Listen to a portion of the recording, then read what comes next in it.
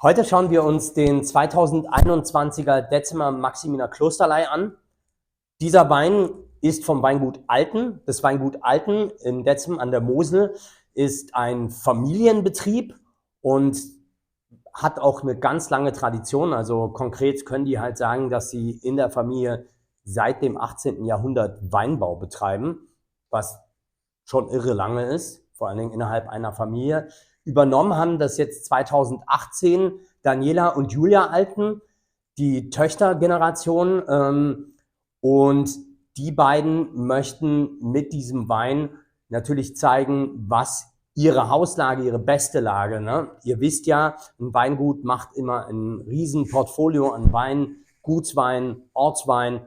Und hier befinden wir uns eben ganz oben an der Spitze der Qualitätspyramide. Wir sind hier bei einem Lagenwein, deswegen auch Maximiner Klosterlei, der Name der Lage vorne auf dem Frontetikett der Flasche.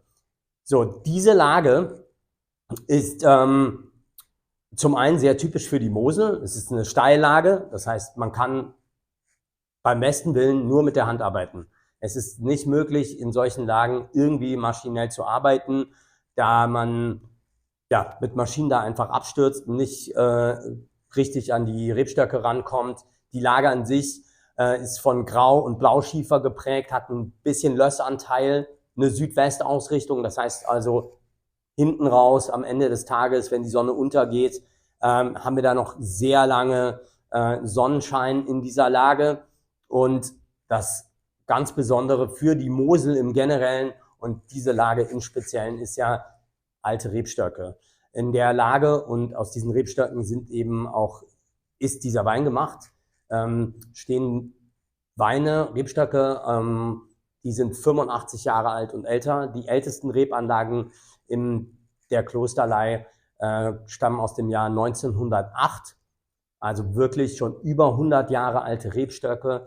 Da steckt, wenn ihr so wollt, in den Pflanzen eine wahnsinnig große Weisheit drin, was so, sag ich mal, transportiert wird in den Wein, wenn man das ein bisschen mystisch formulieren möchte. Vielleicht noch ganz kurz zum Namen der Lage. Maximiner Klosterlei stellt gleich den Bezug her zum Maximiner Kloster in Trier. Der gehörte diese Lage einmal und Klosterlei, zum einen natürlich der Kloster, ne, Maximinerkloster, aber Lei am Ende, diese Endung, das ist sozusagen ein altes Moselwort für eine Schieferlage. Das heißt, wenn ihr eine Flasche vor euch habt, keine Ahnung habt, wo das herkommt und da steht irgendwas mit Lei drauf, dann könnt ihr sicher sein, es kommt von der Mosel und es ist auf Schiefer gewachsen, was ihr im Glas habt. So, dann würde ich sagen, probieren wir das Ganze einmal.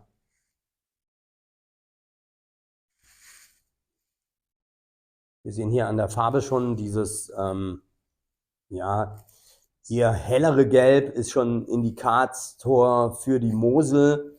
Na, wenn das Ganze jetzt aus der Pfalz kommen würde, wäre es vermutlich dunkler.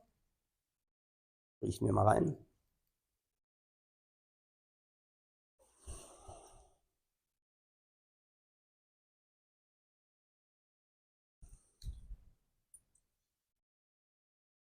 Was auffällig ist in der Nase, wir haben so ein Potpourri an sehr tropischen Früchten, allen voran Ananas und Litschi und auch so Limettenabrieb,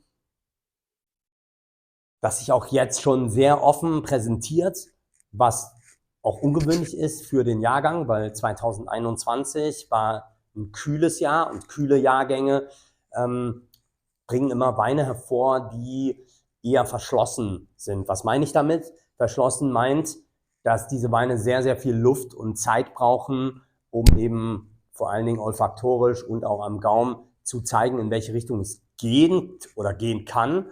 Und somit ist es bei solchen Weinen aus kühleren Jahrgängen eher ratsam, die entweder zu karaffieren, noch größere Gläser zu benutzen. Also ich habe jetzt hier ein Bordeaux-Glas benutzt, weil ich den Wein auch schon kenne. So, wenn man den direkt aufmacht und sich auch nicht die Zeit nehmen möchte oder kann, wie auch immer, weil man es zum Beispiel in der Weinbegleitung serviert, dann wäre es ratsam an der Stelle, entweder den Wein vorher zu karaffieren, also zu belüften, oder den im Burgunderglas auszuschenken, weil man da nochmal eine größere Oberfläche hat und der Sauerstoffaustausch damit nochmal intensiver sein kann. Gleich dahinter kommt so eine starke Schiefernote. Auch dieses sehr feine, elegante Apfelige, weil die Apfelfrucht, die der Riesling ja generell hervorbringt, die ist ja an der Mosel immer sehr subtil, sehr feinfruchtig. Das schließt sich da schon sehr schön an. Probieren wir mal einen Schluck.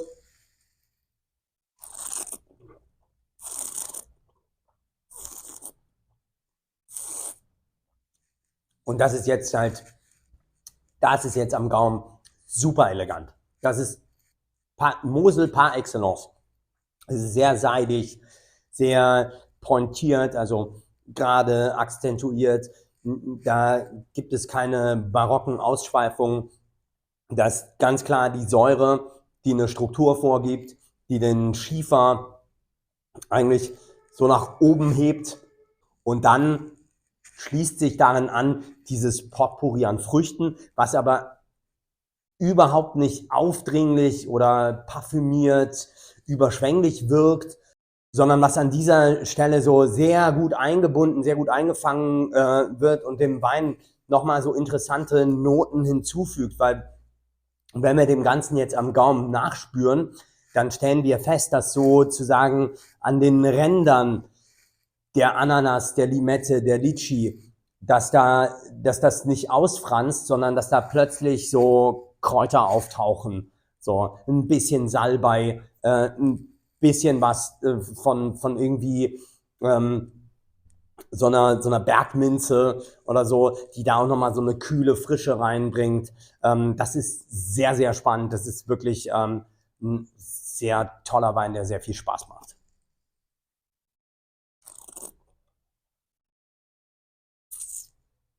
Ja, und auch einfach diese Textur, dieses präzise, seidige.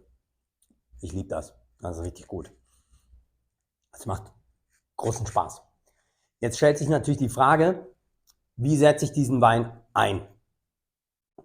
Und da würde ich sagen, das ist ein Wein, der braucht auf jeden Fall was zu essen, vor allen Dingen in seinem jetzigen Stadium auch. Da 21 ja jetzt auch noch nicht so wahnsinnig lange her ist. Die Säure vielleicht dem einen oder anderen ein bisschen too much sein könnte, wobei ich bei Säure auch immer nur empfehlen kann, da habe ich auch schon mal ein Video zu gemacht, Säure ist immer dein Freund, also ohne Säure funktionieren Getränke generell nicht. Stellt euch mal vor, eine Limonade hätte keine Säure, dann wäre das einfach nur süß und niemand hätte Lust auf ein zweites Glas. Wir kennen das auch von Fisch, gerade bei Backfisch und Fischbrötchen und so gibt man immer noch mal ein bisschen Zitronensaft dazu, um das Ganze ein bisschen frischer zu machen. Hier eben genauso. Riesling, Moselriesling im Speziellen ohne Säure funktioniert gar nicht. Das macht einfach viel, viel mehr Spaß, wenn da Säure da ist, die auch einen Zug vorgibt. Wenn wir jetzt daran denken, mit was für einem Essen wir das kombinieren, ist natürlich Fisch als nächstes direkt naheliegend, das zu kombinieren, weil Säure immer sehr gut mit diesem Meeresarom, mit dem Fett vom Fisch funktioniert. Gerade dieses leichte, dieses seidige von der Textur funktioniert super mit einem Sashimi zum Beispiel vom Thunfisch. Kann ich mir das sehr gut vorstellen. Da muss man dann in der Küche auch nicht mehr so viel machen, weil man es nur aufschneidet. Ansonsten ist es natürlich ein Klassiker, ein Moselriesling mit Binnenfischen zu servieren, also sei es eine Forelle Müllerin-Art.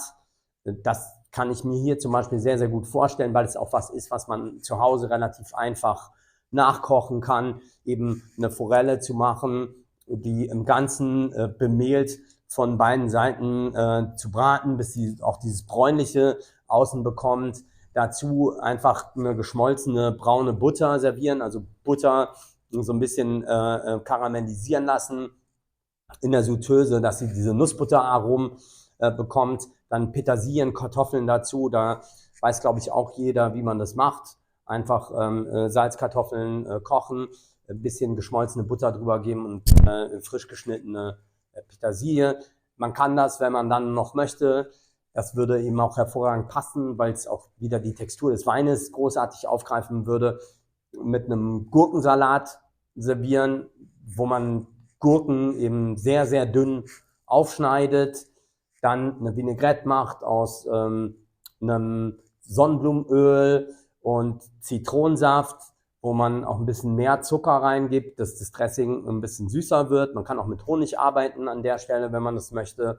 Und Dill vor allen Dingen dazu gibt. Das funktioniert hervorragend mit dem Fisch und auch mit dem Wein, weil der Dill eben auch dieses Kräutrige, was wir im Wein haben, hervorragend aufgreift. Und so habt ihr ein tolles Abendessen, was eine sehr klassische Küche wiedergibt, wo ihr gar nicht so viel Aufwand in der Küche habt.